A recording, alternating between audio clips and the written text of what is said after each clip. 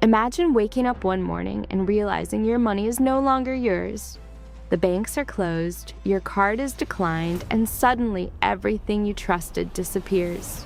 The ATM down the street has a sign taped to it. Out of service. Shops are open, but no one wants your debit card. Gas stations demand cash only. Rent is due, but the landlord won't take a transfer. At first you assume it's a glitch, some temporary outage, but then you notice the mood in the streets. People are lining up outside shuttered bank branches. Supermarkets are full of customers with carts stacked high, paying with crumpled bills because plastic is useless. The television blare updates. The financial system is under emergency review. And suddenly the thought hits you like ice water. Your money isn't where you thought it was. It's not in your account, ready to be withdrawn. It was always just numbers on a screen. And the screen has gone dark. It sounds like the setup for a dystopian novel, but it's not.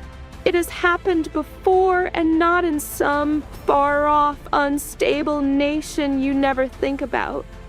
It has happened in countries that thought themselves modern, safe, and secure. And when it happens, life doesn't slow down politely, it snaps.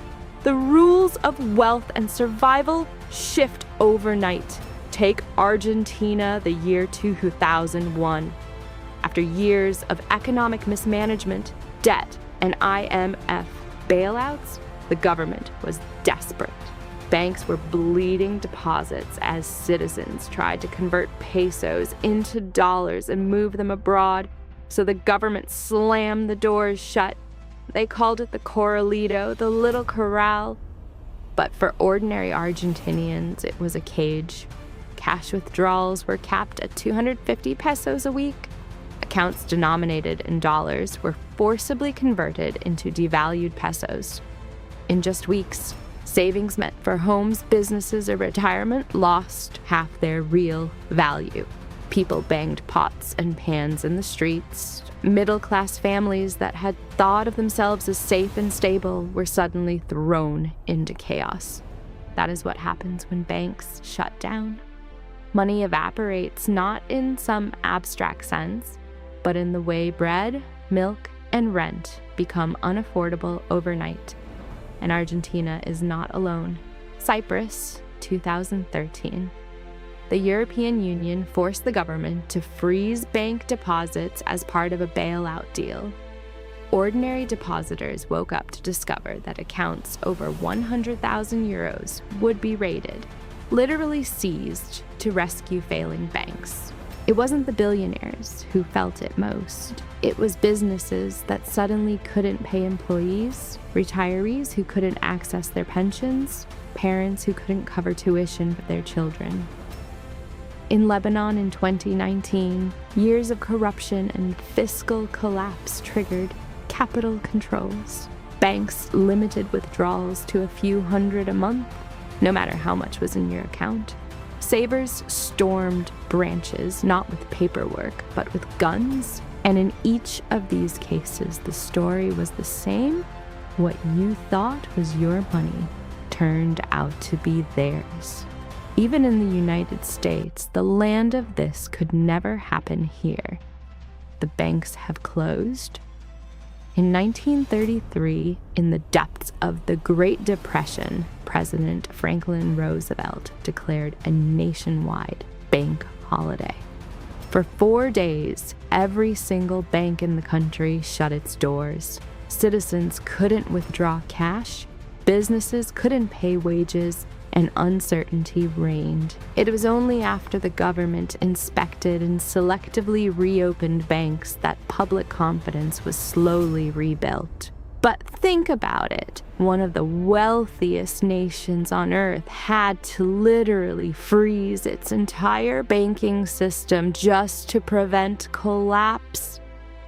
The common thread in all these stories is that banks don't hold your money the way you think they do. They operate on fractional reserves. For every dollar deposited, only a fraction stays in the vault. The rest is loaned out, invested, transformed into debt. When too many people demand cash at the same time, the illusion breaks. And governments, instead of admitting the fragility, often side with the banks. They freeze withdrawals, they devalue deposits, they make you pay for the system's mistakes. Now imagine that happening tomorrow in your own city. What would you do? Would you have cash for a week, for a month? Could you pay your mortgage if the bank itself was the problem? Could you feed your family if the digital numbers vanished? This isn't about paranoia, it's about facing the uncomfortable truth. The financial system is not built to protect you, it's built to protect itself. And when stress hits, you'll discover that banks are not vaults of security, but fragile machines of confidence. Once that confidence cracks, money and power flow in directions you can't control. That's the nightmare scenario, and as we've seen from Argentina to Cyprus, from Lebanon to the United States itself, it's not hypothetical. It's history, and history has a nasty way of repeating itself. When we peel back the surface of these crises, the pattern becomes painfully clear. Banks don't collapse because of random chance. They collapse because of how they are built. Fractional reserve banking, the core of our financial system, is both its genius and its Achilles heel. In simple terms, banks do not sit on your deposits waiting for you to pick them up like coats at a check room. They take your money and multiply it. If you deposit $1,000, the bank might keep $50 in reserve and lend the rest out to a business, to a home buyer, to the government itself. That loan, in turn, becomes someone else's deposit, which can then be lent again. Out of thin air, $1,000 becomes $5,000 or $10,000 in circulating credit. It is a machine that fuels growth, but it is also a house of cards because if too many people come asking for their original $1,000 at the same time, the bank doesn't have it. This is why confidence is everything. The system works as long as people trust that the doors will stay open. But the moment the trust falters, a run begins. It doesn't take everyone demanding their money, just enough people to expose the thin layer of reserves. And once the panic spreads, even solvent banks can go under. It's like fire in a crowded theater. One scream, one rush for the exit, and suddenly survival is a stampede. Governments know this. That is why, in crisis after crisis, their instinct is not to protect the individual saver, but to protect the banks. When Argentina imposed the Corolo, it wasn't out of malice. It was because if they had allowed people to keep withdrawing, the banks would have collapsed in a week. When Cyprus imposed bail-ins, seizing depositors' money to recapitalize the system, it was sold as tough medicine. But the reality was brutal. The ordinary citizen was forced to underwrite the mistakes of politicians, bankers, and international creditors. In the United States, in 1933, Roosevelt wasn't just calming the public. He was buying time to stop a cascade of failures. The truth is, banks and governments are joined at the hip. Banks need governments to enforce confidence, guarantee deposits and backs, stop them in crisis. Governments need banks to buy their bonds, finance their deficits, and channel credit into the economy. When stress hits, they close ranks, and the person left out is you. The depositor, the taxpayer, the supposed owner of your money. The illusion is reinforced by rules and insurance schemes. Deposit insurance sounds like protection. In America, the FDIC guarantees accounts up to $250,000.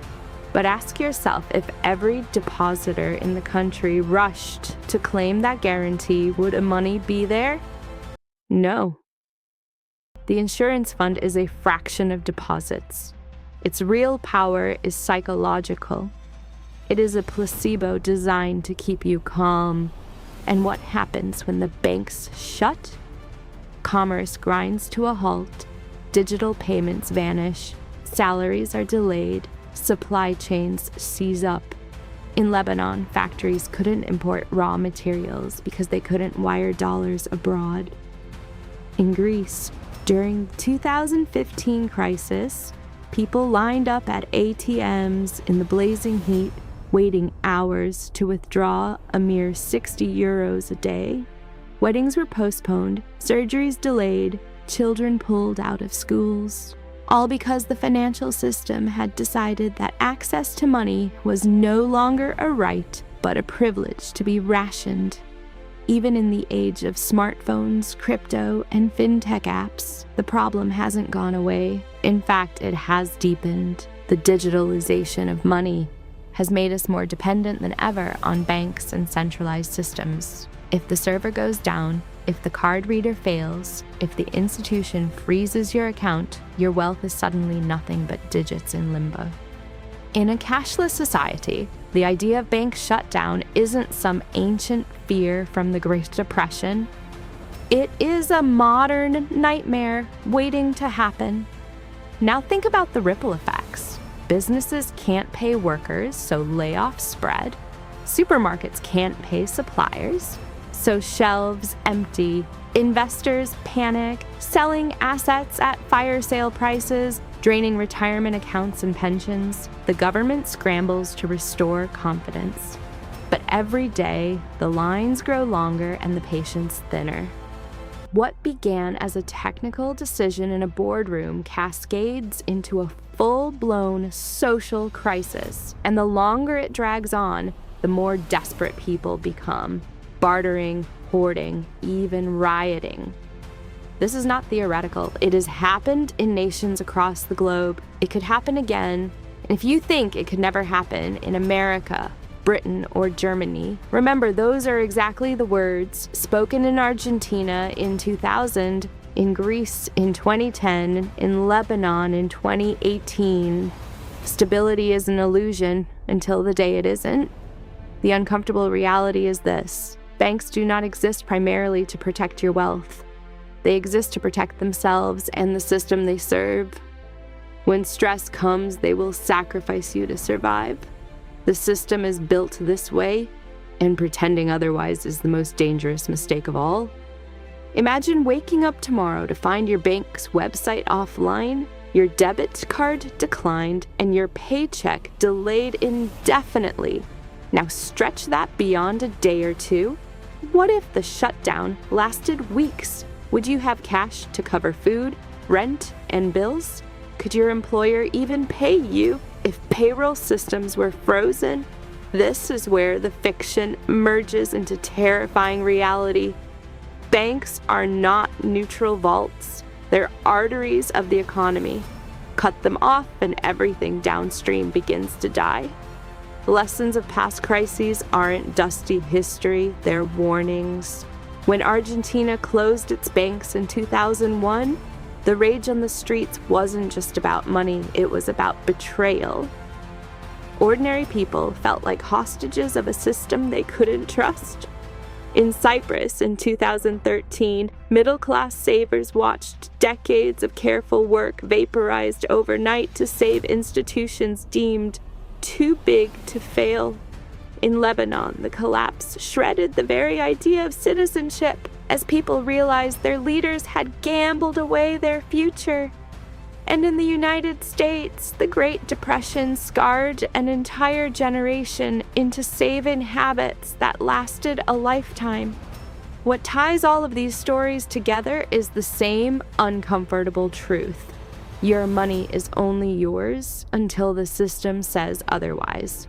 A number on a bank app feels secure until it isn't.